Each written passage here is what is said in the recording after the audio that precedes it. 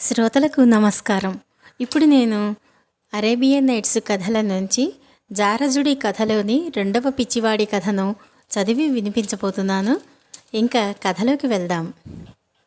రెండో పిచ్చివాడు సుల్తానుకు తన కథ ఇలా చెప్పనారంభించాడు. మీరు లోగడ విన్న కథలో కంటే కూడా నేను ఇక్కడికి రావటానికి గల కారణాలు మరింత విచిత్రమైనవి. అతను స్త్రీల పట్ల అలక్ష్యంతో చెడితే నేను అమితమైన లక్ష్యం వల్ల చెడ్డాను. నా కథ వింటే ఈ సంగతి మీకే బోధపడుతుంది. నా తండ్రిలాగే నేను వర్తకుణ్ణి. నాకు పెద్ద బజారులో ఒక దుకాణం ఉండేది. అందులో నేను స్త్రీలకు పనికి వచ్చే ఖరీదైన కంకణాలు, ఇతర ఆభరణాలు అమ్మేవాణ్ణి. నా ఈ కథ ఆరంభమయ్యే నాటికి నా వయసు 16 ఏళ్ళు మాత్రమే. అయితే అప్పటికే నాకు నిజాయితీ పరుణ్ణి అన్న ఖ్యాతి ఉండేది. బేరానికి వచ్చిన స్త్రీలతో నేను మాట్లాడేవాణ్ణి కాను. వాళ్లను కన్నెత్తి చూసేవాణ్ణి కాను. ముస్లిం స్త్రీల పట్ల గ్రంథంలో చెప్పినట్లు నడుచుకునేవాణ్ణి. మిగిలిన వర్తకులు తమ కొడుకులను నన్ను చూసి నేర్చుకోమనేవారు. ఎందరో స్త్రీలు తమ కుమార్తెలను నాకిస్తామన్నారు. అయితే నేనింకా చిన్నవాణ్ణని, ఒక్కడే కొడుకునని చెప్పి మా అమ్మ దాటవేస్తూ వచ్చింది. నేను ఒకనాడు నా పద్దు పుస్తకాలు తనిఖీ చేసుకుంటూ ఉండగా ఒక నీగ్రో పడుచు వచ్చి నన్ను గౌరవంగా పలకరించింది. ఫలానా వారి దుకాణం ఇదేనా అని అడిగింది. నేను అవునన్న మీదట అతి జాగ్రత్తగా అటూ ఇటూ చూస్తూ తన వక్షం నుంచి ఒక కాగితం మడత పైకి తీసి నాకిచ్చి, దీన్ని మా దొరసాని గారు ఇమ్మన్నారు. వారు జవాబు కోసం ఎదురుచూస్తూ ఉంటారు అని చెప్పి ఎడంగా నిలబడింది. నేను దాన్ని విప్పి చదువుకున్నాను. అందులో నా మీద ప్రగాఢమైన కవిత ఉన్నది. చివరి పద్యంలో రాసిన వ్యక్తి పేరు శ్లేషించి ఉన్నది. ఆ ఉత్తరం రాసిన మనిషి ఉద్దేశం నా నీతికి భంగం కలిగించటమేనని భావించి చాలా ఆవేశపడి ఆ ఉత్తరాన్ని ముక్కలు ముక్కలుగా చించి నా కాళ్ల కింద తొక్కేశాను. తరువాత ఆ నీగ్రో పడుచు చెవి పట్టుకుని దవడ పగలకొట్టి ఒక్క తన్ను తన్ని దుకాణం బయటికి నెట్టేశాను. బయట పడిపోయి ఉన్న ఆ మనిషి మీద పదే పదే ఉమ్మేసి నా ఇరుగు పొరుగు వాళ్ళందరూ నా నైతిక వర్తనను కొనియాడటానికి విశ్వప్రయత్నం చేశాను. నీతి లేని ముండా, నీతి జాతి లేని నీ యజమానురాలితో చెప్పుకో అంటూ నేను తిరుగుతూ ఉండగా ఇరుగు పొరుగులు నన్ను మెచ్చుకుంటూ తమ కొడుకులతో అల్లా అలాంటి వాణ్ణి దీవిస్తాడు, దిక్కుమాలిన ప్రణయ కలాపాలను ఎలా దూరంగా ఉంచాలో అతన్ని చూసి నేర్చుకోండిరా అనటం నాకు వినిపించింది.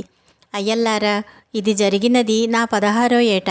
ఆనాటి నా ప్రవర్తన ఎంత మొరటుగాను, అహంభావం కలదిగాను, కపటంగాను, బుద్ధి తక్కువగాను ఉండినది నాకు తరువాత తెలిసి వచ్చింది.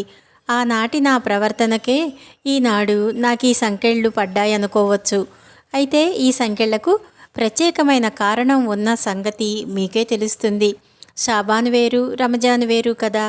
నెలలు, సంవత్సరాలు గడిచాయి. నేను యుక్త వయస్కుణ్ణి అయినాను. కానీ నాకింకా పెళ్లి కాలేదు. ప్రణయానుభవం మటుకు పుష్కలంగా సంపాదించాను. అల్లా సాక్షిగా ఒక భార్యను కట్టుకుందామన్న కోరిక కలిగింది. కలగటమేమిటి, కట్టుకున్నాను కూడా.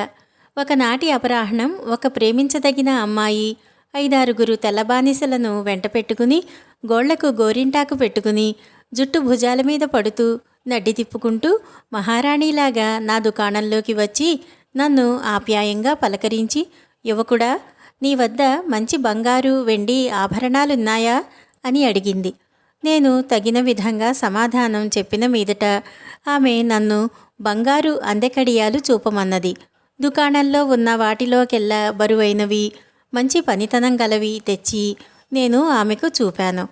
ఆమె దాన్ని తన కాలికి పెట్టి చూడమనేసరికి ఒక పరిచారిక వంగి ఆమె పావడ కొంచెం పైకి ఎత్తి అతి చిన్నది, తెల్లనిది అయిన మడమను నా కంటపడేటట్టు చేసింది. నేను అందెను ఆమె కాలికి పెట్టాలని చూశాను. కానీ నా దగ్గర ఉన్న అందెల్లో ఏవి అంత చిన్న కాలికి అమరకపోయేసరికి నాకు చాలా చిన్నతనమయ్యింది. ఆమె నవ్వుతూ, పర్వాలేదులే, ఇంకేమైనా చూపించుదువు గాని ముందు చెప్పు, మా ఇంట్లో వాళ్ళు నావి ఏనుగు కాళ్ళంటారు, నిజమా అని అడిగింది. నిన్ను, నీ చక్కదనాన్ని అల్లా రక్షించాలి. నీ కాళ్ళు చూసి లేళ్ళు అసూయితో చావవా అన్నాను. నేను మరో విధంగా అనుకున్నాను సుమా. మంచి కంకణాలేవైనా ఉంటే చూపించు అన్నదామె. నేను ఆమె కోసం చిన్న సైజు కంకణాలను చూస్తున్నా ఇంతసేపు ఆమె మడమలే నా కళ్ళ ముందు మెదిలాయి. ఇవాళ నేను చాలా అలసిపోయాను, ఏది చేతికి తొడిగి చూపించు అన్నదామె. ఆమె పరిచారిక చేతుల మీది చొక్కా పైకి తీసింది. అది చెయ్యా, హంసమెడ, స్ఫటికం కన్నా తెల్లనిది, నున్ననిది, చిన్న చెయ్యి, ముద్దొచ్చే మణికట్టు, ఏం వేళ్ళు, చక్కెర ఖర్జూరపాకం, కల్తీ లేని మహదానందం. నా కంకణాలను ఆమె చేతికి తొడగాలని చూశాను. కానీ పిల్లల కోసం చేసినవి కూడా ఆమెకు వదిలయ్యాయి.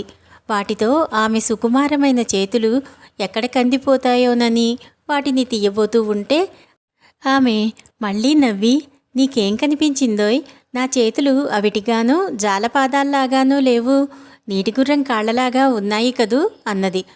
అల్లా నీ తెల్లని వంపులను, బుల్లి మణికట్లను, అప్సరసల వేళ్లలాంటి ఈ వేళ్లను కాపాడుగాక అన్నాను. అయితే వాళ్ళనేది అబద్ధమేనా? అలా అయితే నాకు మెడగొలుసులు, స్తనకవచాలు చూపించు అని ఆమె అన్నది. నేను తాగినవాడిలా తూలుతూ నా వద్దనున్న మేలైన గొలుసులు, స్తనకవచాలు తీసుకొచ్చాను. దాసీది అతి జాగ్రత్తగా ఆమె మెడ చుట్టూ ఉన్న బట్ట తొలగించి స్తనాలు కనపడేలా చేసింది. ఆహా, ఏమి స్తనాలు! గులాబీ రంగు గల బంతుల జత. నేను ముఖం పక్కకు తిప్పుకుని, అల్లా వాటిని కప్పు కప్పు, నాచు అని కేకపెట్టాను. ఏమిటది? దండలు, స్తనకవచాలు పెట్టి చూడవా? పోనీలే, ఇంకేమైనా తీసుకుంటాను. నేను నల్లగా బొచ్చుపిట్టలా ఉంటాను కదూ, నా చర్మం గొడ్డు చర్మంలా ఉంటుంది కదూ, లేక మరికొందరు అన్నట్టు ఎముకల గూడులాగా, ఎండు చేపలాగా, బల్లపరుపుగా ఉంటానా అని ఆమె అడిగింది. అల్లా నీ అందాన్ని, గుప్త సౌందర్యాన్ని కాపాడాలి అన్నాను. నేను పరమ అనాకారినని చెప్పి అందరూ నన్ను మోసం చేస్తున్నారన్నమాట. నీ దగ్గర వడ్డాణాలేమైనా ఉన్నాయా? నేను నా వద్ద ఉన్న ఉత్తమమైన వడ్డాణాలు, చాలా నాజూకైనవి, నగిషీగలవి తెచ్చి ఆమె పాదాల వద్ద పెట్టాను. అలా కాదు, నా నడుముకు పెట్టి చూడు అన్నదామె. ఉన్నవాటన్నింటిలోకి చిన్నది తీసి ఆమె దుస్తుల మీదుగా నడుముకు పెట్ట ప్రయత్నించాను. పిల్ల రాజకుమార్తెల కోసం చేసిన ఆ వడ్డాణం ఆమెకు వదిలయ్యింది. అసలు నడుమంటూ ఉంటే కదా, దానికి నాడపడదే.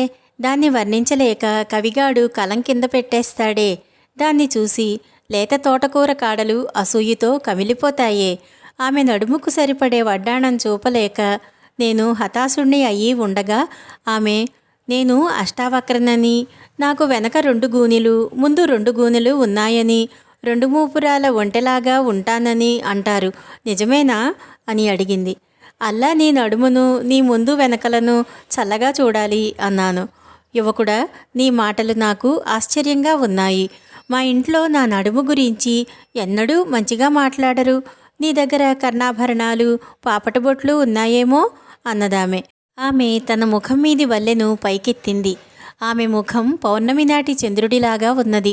నాకు ఆమె కళ్ళలో బాబిలోనియా వజ్రాలు, చెక్కిళ్లలో రత్నభోగి పుష్పాలు, పెదవులలో పగడాలు, వాటి సందున ముత్యాలు కనిపించాయి. నా శ్వాస నిలిచిపోవటం చూసి ఆమె చిరునవ్వు నవ్వి, నా అందవికారం నిన్ను కూడా బాధిస్తున్నట్టున్నదే. పాపం, ఎన్నోసార్లు విన్నాను. నా ముఖం తోలులాగా ఉంటుందిట, ముఖం నిండా స్ఫోటకం మచ్చలట, కుడి కన్ను పువ్వేసిందట, ఎడమ కన్ను పొరచేసిందిట, ముక్కు ఉండ చుట్టినట్లున్నదట, గొగ్గిపళ్ళుట, చెవులు దొప్పలుట, నా చర్మం పొలుసులు కట్టి ఉంటుందని, వెంట్రుకలు చింపిరిగా ఉంటాయని చెబుతారు అన్నది. నేను దేన్నైనా పట్టుకొనిదే, నిలబడలేని స్థితిలో, లేదండి రాణి, నిన్ను, నీ అందాన్ని అల్లా కాపాడుగాక. నువ్వు సౌందర్యరాణివి, కలువలంత స్వచ్ఛమైన దానివి, గులాబీల సువాసన, మల్లెపూల తెల్లదనము కలదానివి అన్నాను. ఆమె నవ్వే కళ్ళతో నన్ను చూస్తూ, మరి మా నాన్నకు నేనంటే అంత ద్వేషం దేనికో, నన్ను నిలువున భయంకరంగా వర్ణించేది ఆయనే. నేను అంత కురూపిని కానని నీ చేత చెప్పించిన అల్లాకు నా కృతజ్ఞతలు. మా నాన్న కావాలని నన్ను మోసం చేస్తున్నాడనుకోను. ఏది చూసినా వికారంగా కనిపించే భ్రమ ఏదో ఆయనకు ఉండి ఉంటుంది. కారణం ఏదైనా కానీగాక ఆయనకు నన్ను చూస్తే ఎంత అసహ్యమంటే, ఆయన నన్ను పనికిమాలిన బానిసలను కొనేవాడికి అమ్ముదామనుకుంటున్నాడు అన్నది. సుందరిమణి, నీ తండ్రి ఎవరు అని అడిగాను. ఇంకెవరు? షేక్ ఆల్ ఇస్లామే. నిన్ను ఎవరికో అమ్మే బదులు నన్ను పెళ్లాడనియ్యకూడదు అన్నాను. ఆయన చాలా నిజాయితీ మనిషి. తన కూతురు భయంకరమైన అనాకారి అని నమ్ముతున్నాడేమో. నీలాంటి ఉత్తముడికి ఆమెనిచ్చి చెయ్యటానికి ఒప్పుకోడు.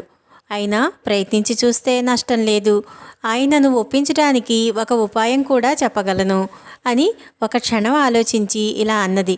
నువ్వు మా తండ్రి గారి దర్శనం చేసుకుని నన్ను పెళ్లాడగోరుతున్నట్లు చెప్పగానే ఆయన, బాబు, నీకు నిజం తెలియటం మంచిది. నా కూతురు కురూపి, గూనిది, అష్టావక్రి అంటూ ప్రారంభిస్తాడు. నువ్వు ఆయన మాటకు అడ్డు తగిలి నాకు అభ్యంతరం లేదు అనాలి. కానీ ఆయన అంతటితో వదలడు. నన్ను ఇంకా ఇంకా భయంకరంగా వర్ణిస్తాడు. నువ్వు ఆయనకు అడుగడుగునా అడ్డు తగిలి నీకు అభ్యంతరం లేదని చెప్పాలి. అలాంటి ప్రణయదేవతను ఎవడు గాని అంత దారుణంగా వర్ణిస్తాడంటేనే నా రక్తం ఉడికిపోయింది. నేను ఆమెతో తట్టుకోవటం కష్టమే, కానీ అల్లా నాకు తగిన దారుఢ్యం ఇవ్వకపోడు. నేను షేక్ ఆల్ ఇస్లాం గారి దర్శనం ఎప్పుడు చేసుకోను అన్నాను. రేపు జాము పొద్దెక్కి, మరిచిపోవద్దు అంటూ ఆమె లేచి వెళ్ళిపోతూ నన్ను తన మందహాసపు ఉచ్చులలో పట్టి ఆరాటపు సముద్రంలో ముంచింది. మర్నాడు ఉదయం అనుకున్న వేళకు నేను షేక్ ఆల్ ఇస్లాం గారింటికి వెళ్ళి ముఖ్యమైన పని మీద వారిని చూడాలని కబురు చేశాను. ఆయన నన్ను దయతో ఆహ్వానించి కూర్చోమన్నాడు. నేను ఆయన గాంభీర్యాన్ని, వంకపెట్టడానికి లేని ఆయన తెల్లగడ్డాన్ని, ఆయన కళ్ళలో విషాదాన్ని గమనించాను. అదే ఆయనను బాధిస్తున్న భ్రమ. అల్లా దాన్ని తొలగించుగాక అనుకుంటూ నేను 2 సార్లు లేచి నిలబడి ఆయనకు సలాం చేసి కూర్చుని సంభాషణ ఆరంభించే అవకాశం ఆయనకే వదిలాను. నౌకరు ఒకడు లాంఛనంగా ఆహారం తెచ్చి పెట్టాడు. ఆయన ఎండలు మండిపోతున్నాయని, గాలి పొడిగా ఉన్నదని ఏదో 1-2 మాటలు అని నేను వచ్చిన పని అడిగాడు. అయ్యా, నేను తమ కుమార్తెను నాకిచ్చి వివాహం చెయ్యమని అర్థించటానికి వచ్చాను అన్నాను. ఆయన ముఖం ఒక్కసారిగా కమిలిపోయి అంతలో పాలిపోయింది.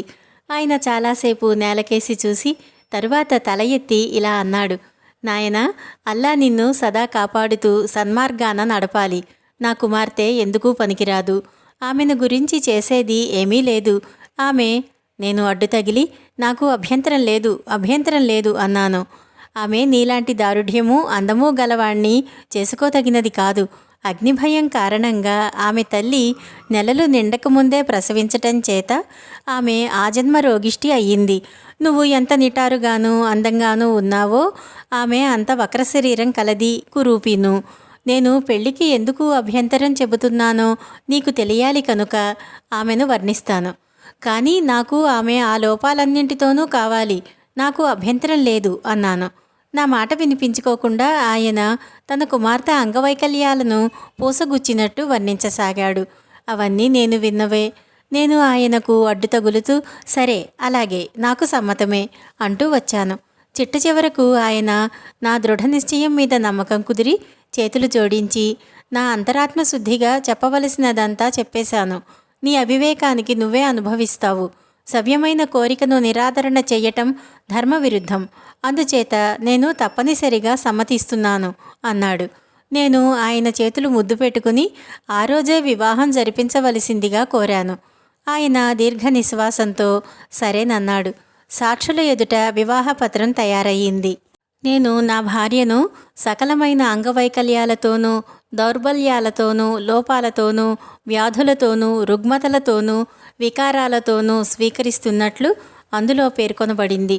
నేను ఆమెకు విడాకులు ఇవ్వగోరే పక్షంలో 20,000 బంగారు దీనారాలు పరిహారం ఇవ్వవలసి ఉంటుందని కూడా అందులో చేర్చబడింది. ఆ షరతులన్నింటినీ నేను ఆమోదించాను. అలాంటి షరతులు మరొక 1000 కూడా నేను ఆమోదించి ఉండేవాడినే. వివాహపత్రం ఖరారు కాగానే నా మామగారు నాతో, నువ్వు ఇక్కడే గర్భాధానం చేసుకుని ఇక్కడే కాపురం చెయ్యాలి. నీ భార్యను మరో చోటికి కదిలించే స్థితి లేదు అన్నాడు. నేను అందుకు సమ్మతించాను. నా వంటి ఊరు పేరు లేని వర్తకుడికి ఇంత సుఖము ఉన్నట్టే ఎలా కలిగాయో, ఇంత అందం నా పాల ఎలా పడిందో ఊహించలేక తబ్బిబ్బైపోయాను. రాత్రి అయినదాకా నేను ముళ్ళ మీద ఉండి అవకాశం దొరకగానే నా భార్య గదికి పరుగు తీసి ఆమె ముఖం మీది మేలి ముసుగు తొలకించి ఒళ్ళంతా కళ్ళు చేసుకుని చూశాను. ఏం చెప్పను మహారాజా, అలాంటి దృశ్యం ఎన్నడూ మీ కళ్ళ పడకుండుగాక.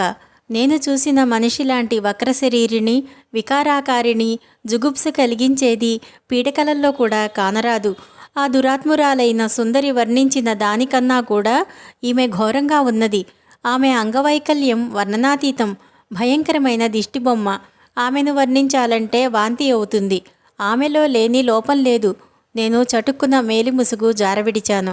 తరువాత నేను వెళ్ళి ఒక మూల కూర్చున్నాను. నేను మొసళ్లను పీక్కు తినేవాణ్ణి అయినా ఆ మనిషిని తాకి ఉండను. నేను అలా కూర్చుని తెల్లవార్లు విలపించాను. నాకేది దారి? మూఢుడిలాగా, మొద్దు పందిలాగా, బుద్ధిలేని దున్నపోతులాగా నాకు అభ్యంతరం లేదు, సమ్మతమే అని అన్నాను. ముసలాడి హెచ్చరికలు వినిపించుకోలేదు. వివాహపత్రంతో చేతులు కాళ్ళు కట్టేయించుకుని నిలువులోతు కూరుకుపోయాను. గోళ్లు కొరుక్కుంటూ నా మీద నేనే మండిపడ్డాను. తెల్లవారిన దాకా నాకు నరకయాతన అనుభవిస్తున్నట్టే ఉన్నది. తూర్పు తెల్లబడగానే నేను స్నానశాలకు పరిగెత్తి శౌచస్నానం చేసి తిన్నగా దుకాణానికి వెళ్ళి తాగకుండానే మత్తులో ఉన్నవాడిలా కూర్చున్నాను. త్వరలోనే నా మిత్రులు, హితైషులు అయిన వర్తకులు ఒంటరిగాను, జంటలుగాను, ముగ్గురేసి నలుగురేసిగాను వచ్చి నాకు శుభాకాంక్షలు తెలిపారు. కొందరు నన్ను శుభం శుభం శుభం, చిరసౌఖ్యం కలుగుగాక అని దీవించారు.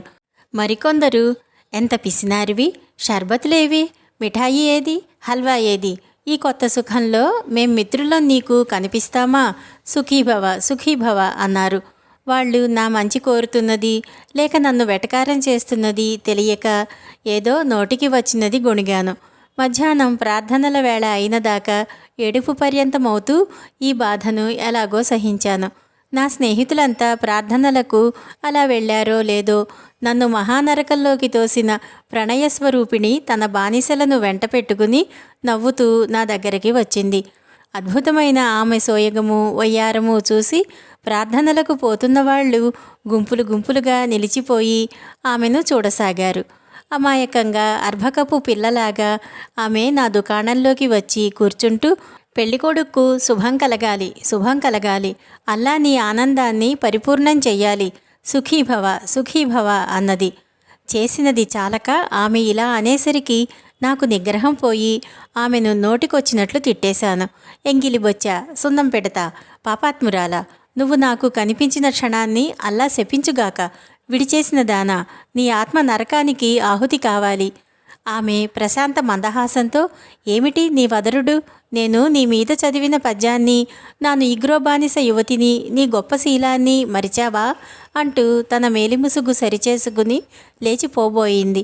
నాకు అకస్మాత్తుగా స్ఫురించింది. నేను చెట్టు నాటాను కానీ ఫలం పొందలేదు. నా మహోన్నతమైన నీతి నా మెడకు గుదిబండ అయ్యింది. అందుచేత నేను ఆమె కాళ్ల మీద పడి క్షమాపణ చెప్పుకున్నాను. నేను నిజంగా పశ్చాత్తాపంతో దహించుకుపోతున్నాను. కాలిన ఇసుక మీద వర్షం కురిసినట్టుగా నేను ఎన్నో అనునయాలు పలికాను. చివరకు ఆమె మెత్తబడి, ఈసారికి నిన్ను క్షమించాను, మరెన్నడూ అలా ప్రవర్తించకు అన్నది.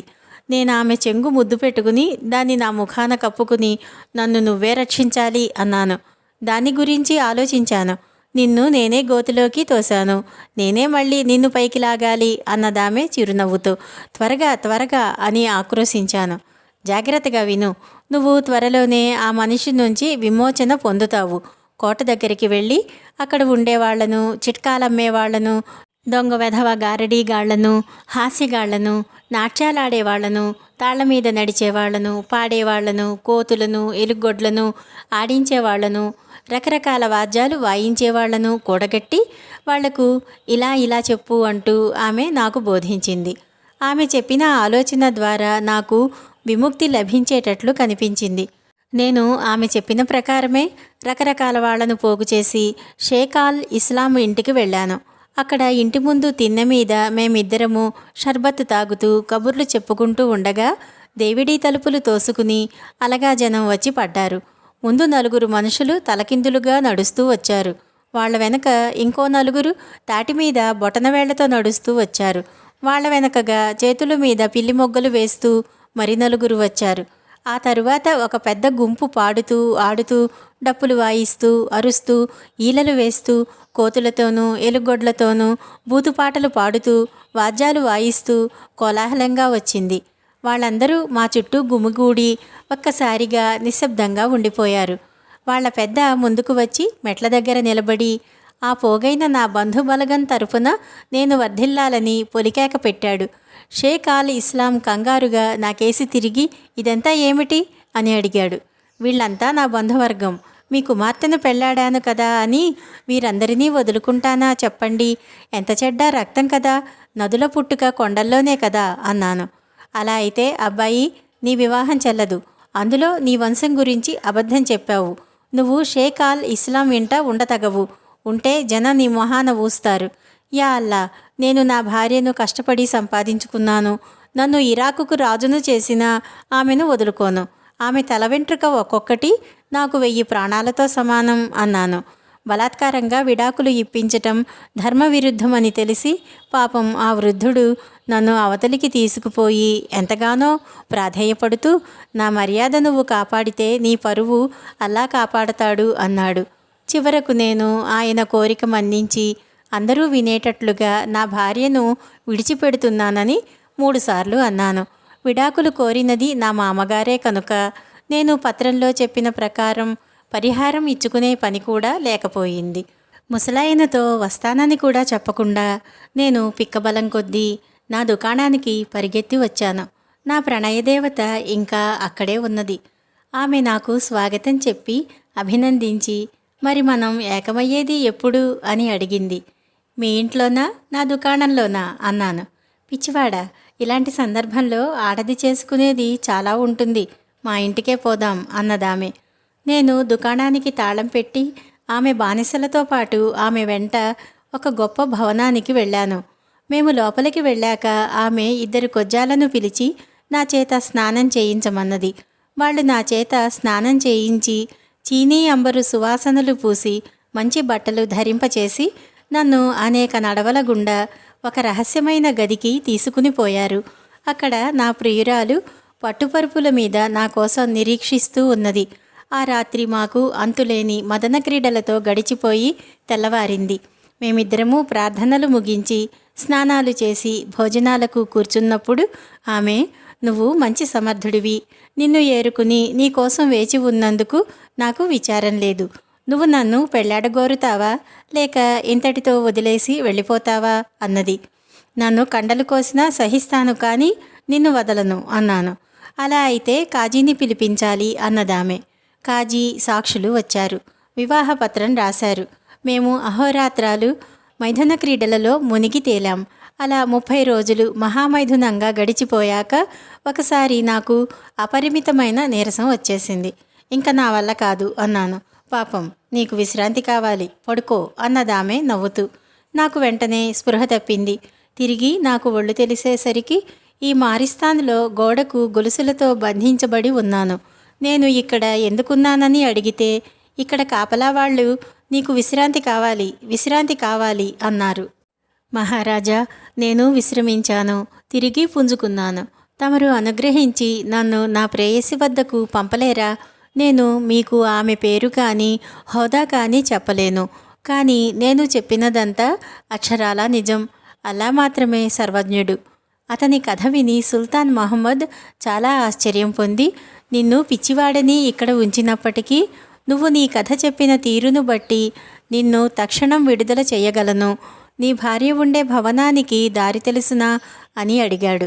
కళ్ళు మూసుకుని వెళ్ళమన్నా అక్కడికి వెళ్ళగలను అన్నాడు ఆ యువకుడు.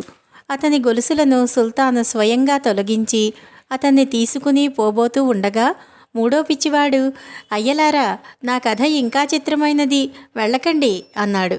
త్వరలోనే తిరిగి వస్తామని ఆ యువకుడికి మాట ఇచ్చి సుల్తాను తన అనుచరులతో సహా మారిస్తాను నుంచి బయలుదేరాడు. యువకుడు వాళ్లను ఒక గొప్ప భవనం వద్దకు తెచ్చాడు. దానిని చూస్తూనే సుల్తాను, పాపం క్షమించాలి, ఇది పాత సుల్తాను గారి 3వ కూతురి నివాసం అన్నాడు. ఆయన అందరినీ వెంట పెట్టుకుని లోపలికి వెళ్ళగానే ఇంటి యజమానురాలు ఆయనకు వినయంగా స్వాగతం పలికింది. ఆ యువకుడి ప్రణయ స్వరూపిణే ఆమె. సుల్తాను ఆమె అక్కకు మొగుడు. అమ్మాయి, ఇడిగో నీ భర్త. ఇతన్ని నా రెండో ప్రతిహారిగా నియమించాను. మీ ఇద్దరికీ మధ్య కలిగిన ఘర్షణ గురించి విన్నాను. ఇక ముందు అలా జరగకుండా చూస్తాను. ఈ కుర్రవాడు చక్కగా విశ్రాంతి పొంది దేనికైనా సంసిద్ధంగా ఉన్నాడు అన్నాడు సుల్తాన్. చిత్తం అని ఆమె తన భర్తతో కాపరం చేయటానికి అంగీకరించింది. నాపై నుంచి పెద్ద బరువు దించేశావు. ప్రస్తుతం నేను నీ భర్తను నా వెంట తీసుకుపోతున్నాను. ఎందుకంటే మేము మరో యువకుడి వృత్తాంతం వినాలి. అది చాలా అద్భుతంగా ఉండబోయేటట్లు కనపడుతుంది అని సుల్తాను తన అనుచరులతోనూ 2 ప్రతిహారులతోనూ మారిస్తాన్కు తిరిగి బయలుదేరాడు. జారజుడి కథ 5వ భాగంలోని 2వ పిచ్చివాడి కథ ఇంతటితో సమాప్తం. నమస్కారం.